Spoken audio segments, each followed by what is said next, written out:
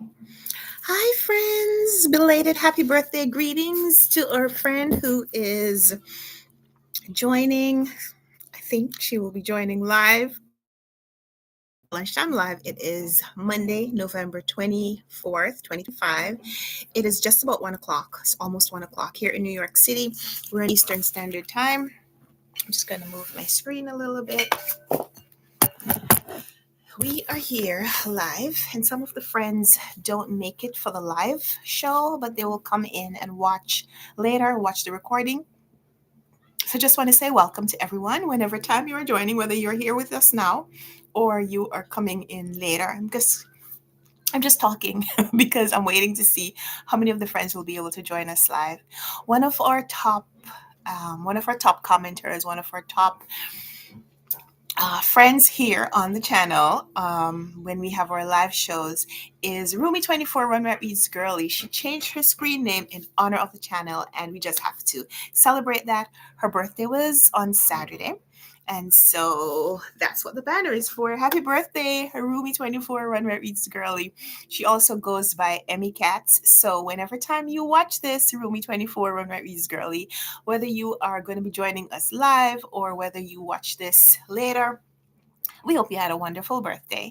And we just want to celebrate you here on the channel as well, because you have been here to celebrate and to share some of the special moments of the last few months with us. So thank you so much. And I hope you had a wonderful celebration, and I hope the celebration is still going on. If you don't join us today, I hope it's because you are still celebrating your birthday. Birthdays mean a lot to us. Birthdays mean a lot to me. I love celebrating and acknowledging all the things with someone's birthday. So, we're not going to be on here for very long today because my daughter is home from school. She has the week off for the Thanksgiving break. We're coming up to the Thanksgiving celebration here in the United States. The big day is on Thursday. So, my daughter has the week off from school for the celebration, and I like that. Her school, they don't get all the holidays that some of the other school districts give. They just don't. And I think this is why. It is that when they get time off, they get longer time off. So for the Christmas break, they'll get a full 2 weeks. Whereas some of the other school districts, like where my husband works, they will get just the week off. They'll get the week. They're guaranteed to get the week between Christmas and New Year's, but they may only get like 1 or 2 days before Christmas. Like they may be in school up to the 23rd of December, depending on what day that is. And they'll get Christmas Eve and they'll get Christmas Day and the week off. And then the day after New Year's Day, they're back in school. So for some school districts, their Christmas break is really short, but and for Thanksgiving, they may only get the Thursday, Friday. Yeah, they only get Thanksgiving Friday, and they're back in school on Monday. My daughter's school, they get the week off, so they have the Monday, Tuesday, Wednesday to travel if they're going away for, to go see family and so on. So I like that. I actually prefer that system. They don't get all the random days throughout the school year, but when they do get a break for a big celebration, big holiday, Thanksgiving, Christmas, they get a longer time off. So it makes it easier to just plan family trips, or it would if we were all on that schedule. But coordinating and synchronizing my daughter's school schedule as well as my husband's school schedule, sometimes there's the overlap is not enough to do all the things that you'd want to do. But it's fine. It's fine. We are thankful for everything that we have. In the season of Thanksgiving, that's what this is about. So that feels like my little monologue to open up the show. We have a package. We have a box that just came in from Penguin Random House. I'm going to wait to see if we open this today, or I may save it for tomorrow, just because it may be a package it may be books that are being published tomorrow. And so we may open it on pub day. We'll see. So I'm not sure. I'm not sure if we'll open that today. I think I have enough to tell you about in this video that we could chat for a few minutes without us going through this box. It's a special surprise. And if I don't know what specifically is in this box, but I do know some of the things that I'm expecting the publisher to send me.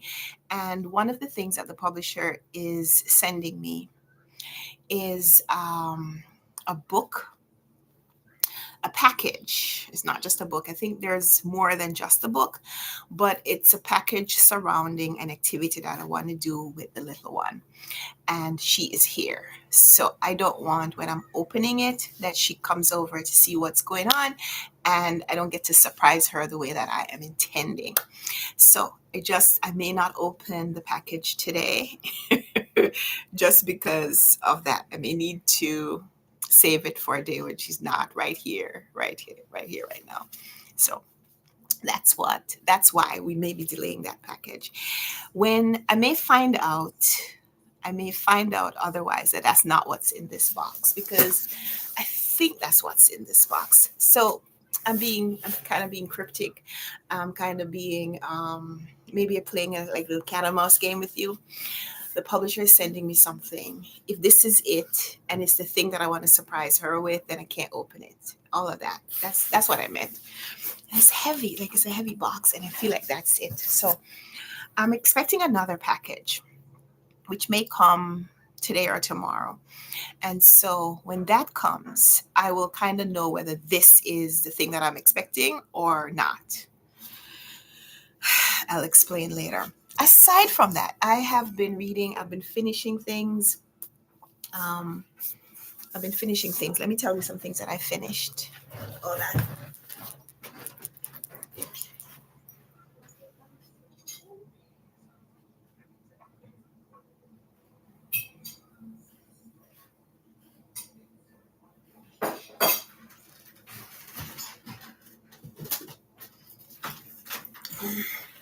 So I think since the last time we saw each other, I finished this. I don't think I had finished this the last time we spoke, so I'll tell you briefly about this one. This is The Tell, a memoir by Amy Griffin. And in this one, we're reading about a woman who, um, growing up in Texas, she felt like she had to present this perfection. Like there was something about her environment that told her that she had to be perfect, that she had to strive for perfection. So, not just striving to be the best that you can be, but striving for perfection and maybe hiding things about yourself that didn't align with that image of perfection. And she wasn't quite sure where she got it from, but she carried it throughout her life. And somehow, when she's in her like 40s, Emmy Katz is here. Hi, Emmy Katz. Belated happy birthday to you. We just talking about this book. So, this woman, Amy Griffin, she is striving for perfection in her life. So, she has the perfect career. She's married the perfect guy. They have the perfect family, two boys, two girls, and she has the perfect body, the perfect like body image, all of that. And she's very active, like she runs a lot. And she talks about how people react to her running and saying, "Why are you always running?" Like she's always running. And it's like she thought that she had to be perfect in every way. And when she's in her 40s, she finds out, well, her husband goes to do some therapy that is a psychedelic induced therapy. So they use psychedelic drugs to induce, I'm not sure how you describe the state, but this drug induced state that allows you to tap into your subconscious. And when she tries it for herself, she recovers some memories of childhood abuse that is not in alignment with anything else that has happened in her life. But when she starts thinking about it, she starts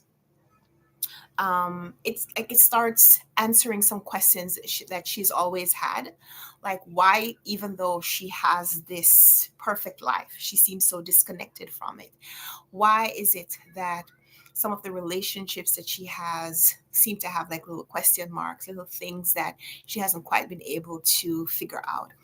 And the book is about her processing this abuse that no one in her life during her childhood seemed to have known about. And so, therefore, none of the adults, none of the people in her life had protected her from. and nobody had even reacted to it.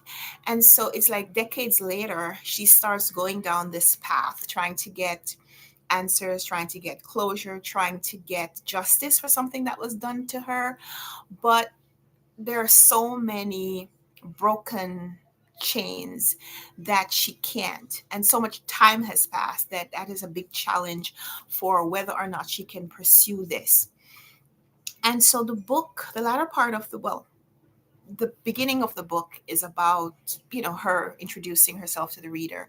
The second part of the book is her uncovering these lost memories, and the third part of the book is her trying to figure out what she's going to do about this new information about her life. Hey, Coltrane 0987 is here. You like Amy because she's a runner? Okay. That's a good reason. That's a good reason. I like that she talks about running, but she doesn't talk about running in here like some of the other books that we have read about running, like Coltrane 0987. And I have talked about a book, a very significant book about running called Running While Black by Mariella Desir, who started a running club in Harlem, New York, that would focus on promoting running to people who didn't feel like they could run. Um, not to make comparisons, even though I seem like I am, not to make comparisons, but that book was about running. This book mentions running, but it's not about running in the way that you would think. um, but yeah, I connected with her story also because of how she presented how running was an escape. But it's also kind of interesting where running takes her and also where it leaves her in this book. So I thought this was going to be a solid 4-star read for most of the time I was reading it. And it wasn't until probably the end of the book I reduced my rating to a 3-star. I still recommend it for a lot of things. Like you said, the running aspect. It wasn't a big running story, even though that's a big part of her story, of her journey. But she doesn't talk about the running as much as maybe you would like if you're looking for a running book. Um, but I reduced my rating because I felt like the book didn't really wrap up and give the reader closure, just like it seems like the author doesn't have closure with her story. And I guess when you're reading a memoir of someone who is still living that story, maybe you can't get closure. So it's not necessarily a flaw of the book. For me, it's just saying that maybe the satisfaction that you get from reading a story like this is just not going to be possible because the story, like the plot of her life, what this book is supposed to cover, like there's just so much unanswered and unreconciled for the reader. So the book introduced me to this MDMA therapy. MDMA, I think, is it the abbreviation for the scientific name or the medical name for the drug that is street named ecstasy. And when it was created, it was supposed to be a medical um, prescription. It was supposed to be something that would be administered to people to help them recover lost memories. Um, or whatever else it was supposed to do. I don't know exactly what else it was supposed to do, but that was one of the things that it would have been able to accomplish. And then, of course, it was kind of rebranded and distributed illegally on the streets for different reasons because of the psychedelic induced feelings. But using it in a therapy session allows people to access things that they had repressed or things that were in their subconscious. So you could see where, in the right hands, in the right environment, it could be something that would be very helpful. Of course, there's a controversy about it because there are people who say, how do you know that these memories that people are recovering, how do you know that they're real? Right? So, hey, Brown Girl Reading is here. Hi, everyone. So, yeah, this one of the things that I really appreciated about this book was how this author presented her own life as a case study for this MDMA, psychedelic induced therapy, and how her therapy session gave her access to something that she would not have known about before, made her more aware of something that she needed to be aware of, not just for her own life, for her own pursuit of justice or closure or whatever, but also, being aware of what happened so she could maybe protect someone else, whether from the same abuser or other people, other similar situations. So I appreciated that the book presented this treatment and made me want to know more about this treatment, maybe want to learn more about how people are using this therapy in order to make their own lives better. Um, just because this particular case study didn't do all of the things that I wanted it to do doesn't mean that there isn't value in this book. So I would recommend this book if you want to learn about how Amy Griffin used this therapy to access her own memories and what her story following those memories would be. If you are looking for a book that is clear, this is what happened and this is the result, like this is the closure to all of that, this book is not going to give that.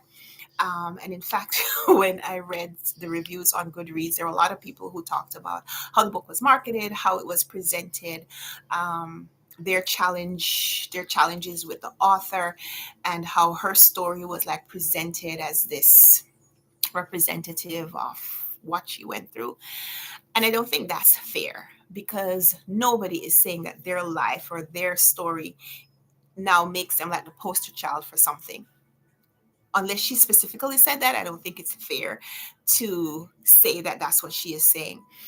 But yeah, they're good things. They're really positive things to get from reading this book, even if you are not satisfied with how the book wraps up. Because it's an ongoing story. And just because she wasn't able to pursue a thread that maybe you wanted her to pursue doesn't mean that the pursuit wasn't worthwhile. You know what I'm saying? Like, if she wasn't able to get justice for her own experience, doesn't mean that pursuing the act of pursuing justice didn't have some value. So The Tell by Amy Griffin, I read it.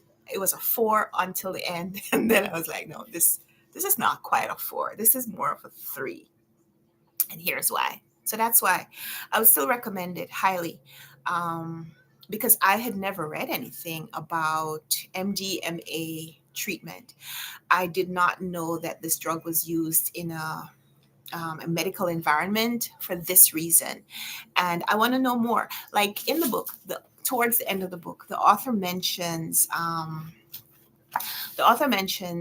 some other case studies, like places where people have used this drug induced therapy and the success and the failures that she knows of.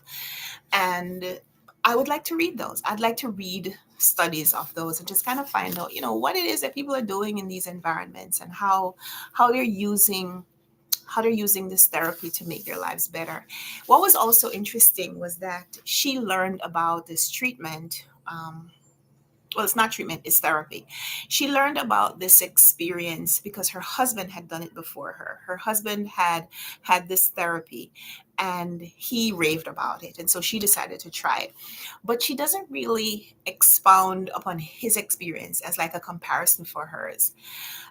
Maybe she did and I missed it, but I don't think so because I read the whole book. But she didn't like put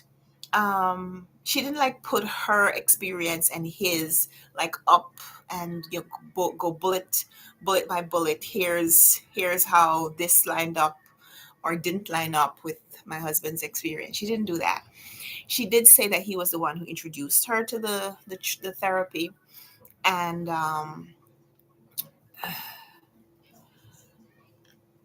yeah. But his case, the memories that he was exploring were very different from hers. And it was just, I think the subject itself was tough because we're talking about abuse, we're talking about childhood abuse, something that had happened decades before the period of time where she starts writing the book. So it's just difficult to make those links with present time and so far in the past. But I would recommend that you read the book. And I had gotten a copy. One second. One second.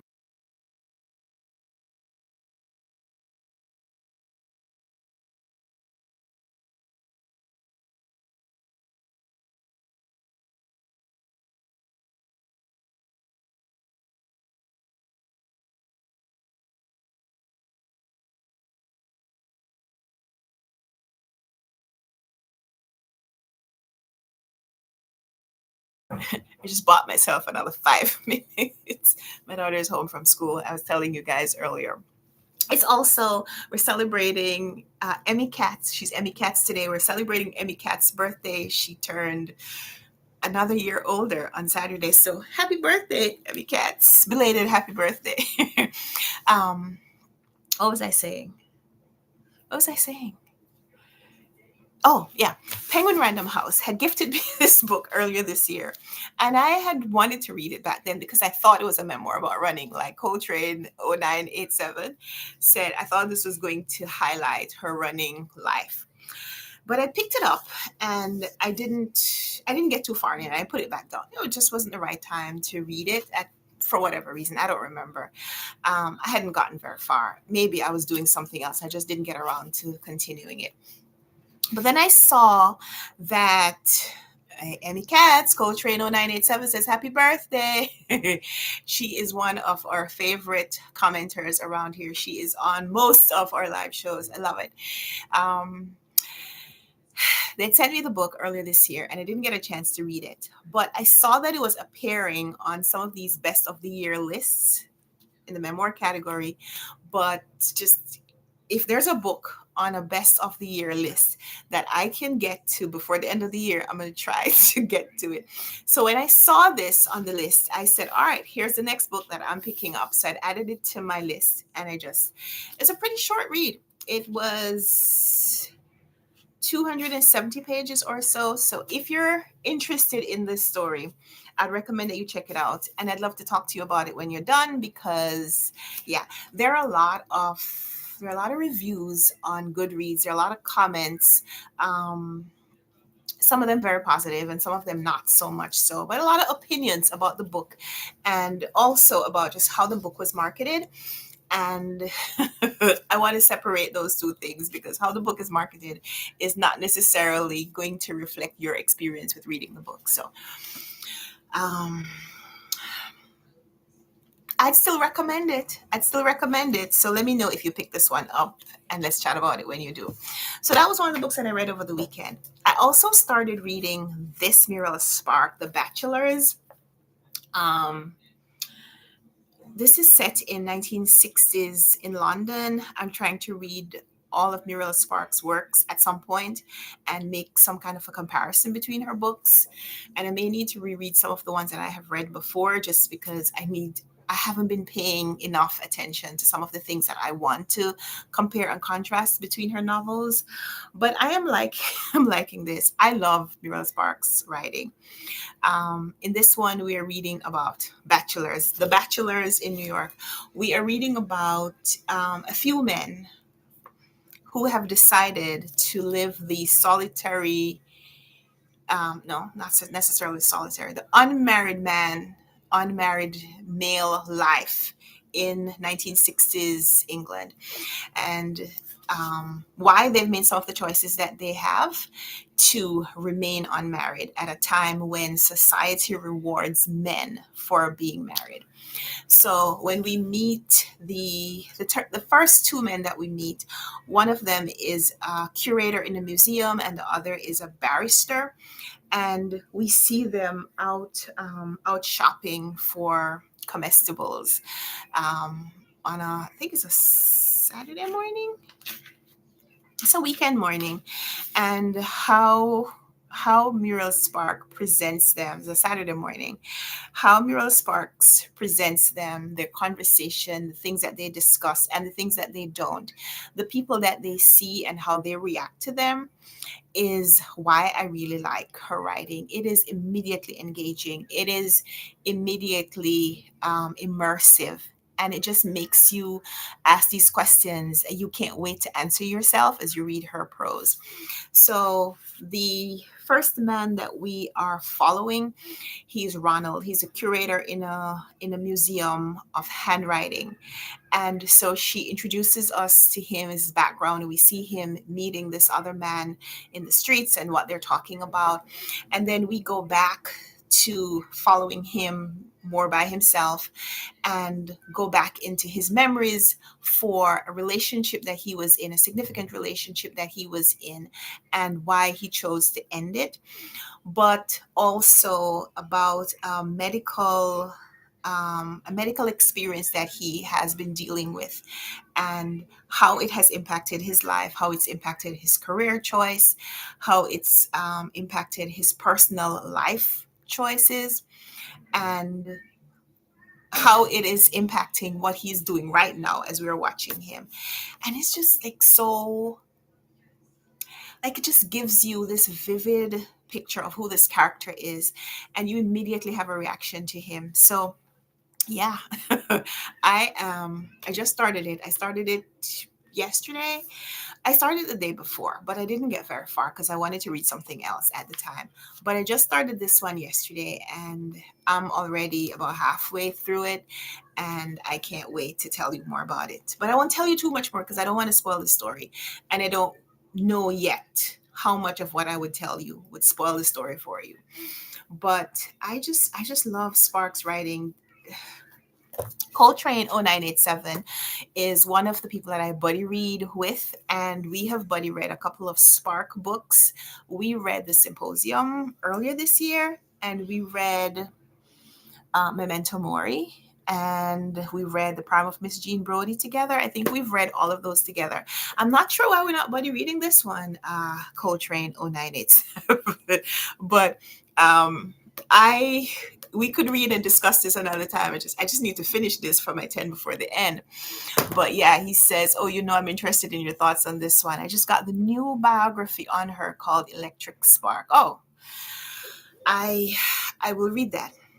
I will read that when I have finished, or I mean, I don't have to wait until I'm finished, but I will read that to add maybe some of those thoughts into the presentation that I am going to work on to compare and contrast all of Muriel Sparks' novels. I think a biography would give me a little background maybe on why some of the books have been the way they have been. But yeah, so far I've read quite a few of her books, and I love all of them for different reasons. The book that we read together, the Muriel Spark that we read together most recently, with Coltrane 0987, was The Symposium. And I know I like that a lot more at the end than he did, because that the ending of that book left a lot of things unanswered, talking about books that leave you a little unsatisfied at the end. um, but yeah, there were some questions when you finish that book about, what happened, like what happened. Spark gives you the setup for the story, and then she leaves you with some, like, an opportunity for the reader to finish the story. And like, you want to see it written down on paper, like what happens to these people. Spark is like, no, you have to figure that one out for yourself. I ran out of pages at the end of the book. But I love her. I love her writing. I love her writing. So this one is already really, really interesting. Just, you know, like I said, I don't think we see, maybe for me, because I don't think I see a lot of books that have men pursuing bachelor life and like a lot of explanation of why. Um, there is a section in here where the the male character that we meet at first, I don't know if he's the main character. he must be because he's the first one that we meet. But yeah, one of the bachelors, one of the bachelors, he explores this thought about whether or not he is gay. He explores this thought about whether or not he's gay because he says, it is the question that people will ask. An unmarried man, especially if he lives with his mother, like he does. No, he doesn't. Another one of the characters does, but especially if he lives with family, um, people would ask the question, is he unmarried because he doesn't want to marry a woman? A very interesting question. Hold on. A very interesting question because I just finished reading this book recently. We finished reading The Wright Brothers by David McCullough. And this one, of course, explored the lives of Orville Wright and Wilbur Wright, who were siblings who lived together for most of their life. Yeah. And there's even, they had a sister. So, okay, a little backstory on the Wright brothers. There were 5 siblings. There were 2 older brothers who had married and gone away from the family home to go establish their own families. They had wives and children. And then there were these 3 younger siblings, Wilbur and Orville, who are the inventors that we know as the Wright brothers. And there was a younger sister named Catherine. And she was also unmarried for most of their lives, most of their lives. But it was these 3 siblings that were very close. And while the sister was pursuing her own career, these 2 brothers who were scientists and inventors. And, we read about them and they're pioneering the aviation industry. But later, when it became time for Catherine to seek her own romantic partnership, she wanted to get married. And by this time, her brother Wilbur had passed away. And Orville didn't want her to get married. And so there's a little nugget of comparison between this book now and this book because it is, do the men want to be bachelors? Do they want to be bachelors so that they can be by themselves? Or do they want to be bachelors just so that they can be unmarried, not the the responsibilities of marriage, but they want to have people around them? So a little bit of the questions of this book going to be asked in this book. And so those are some of the things that interest me. I like to see threads that connect the books. I used to do this series on the channel called Book Links, where I would go through like the lists of books that I'd read in a particular month and try to find something in common between the books that I read next to each other. So the first book that I read in the month and the second book. And then when I was done, linking the last book that I read with the first book. And sometimes it worked out really, really well. And I would find similarities between multiple books, but I would try to keep myself honest in not necessarily looking for a book that would have something similar with the next book or with the book that I had just read, but just picking books at random. How similar are the books that I'm reading in a particular month? So that was interesting. Yeah, Emmy Katz says it is 7:32 where she is. She's in Slovakia. Hello, Slovakia. How long am I planning to be on live for today? Not too much longer. I can't stay too long because my daughter is home and I must go and hang out with her. So I just wanted to come on and wish Emmy Katz a happy birthday. It's this side. Happy birthday, Emmy Katz. I hope it was a wonderful celebration for you. We chatted a little bit about you when the live started. So when we're done, you could go back and watch the beginning. But yeah, I'm not going to be on here too much longer because I have to go. We are getting ready over here for Thanksgiving. We have a lot of little projects that we want to work on. We're going to be spending the Thanksgiving holiday with family. So I'd like to get like a couple of crafts done while before in the days leading up to it. So I'm going to go start working on that with my daughter. But just wanted to come on and chat a little bit about the books that I've been reading, and to hear from you what books you've been reading and why. Coltrane 0987 and I are buddy reading a book right now, and we are waiting for his check in. Coltrane 0987, are you still here? We are waiting to hear from you. I'm just joking. There is absolutely no rush. When I buddy read a book, understand I will read and I can wait to hear from you before I continue. And if I absolutely cannot wait to hear from you before I continue with the next section, I'll just read it. I'll just read it, and we could talk about the section that we are discussing, and I will not spoil the rest of the book for you. Sometimes, sometimes when I'm buddy reading a book, um, I will, sorry, I will try to predict what's going to happen next. But I only do that, and I only share that with my buddy readers if I haven't read ahead. I will not share my prediction with you if it's not a prediction. If I know what's going to happen in the book, I will not spoil it. I will not spoil it. And that's why sometimes when I'm talking about books, I am careful not to tell you too much information because, oh, he sent it. Oh, yeah. Okay. So I didn't see it because my daughter has my phone.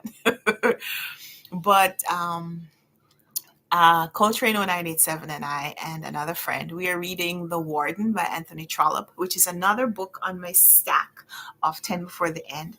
So I think we're going to finish reading that book before the end of the year, and another book off my list for that challenge. But yeah, I don't like to know too much about the book until when I'm reading it. And so I want to preserve that experience for you too. When you read the synopsis on the back of the book, sometimes the publisher tells you so much about the book. It's like, do I even need to read the book? You will, because they're going to tell you like the first 100 pages, and then you have to read to see what happens next.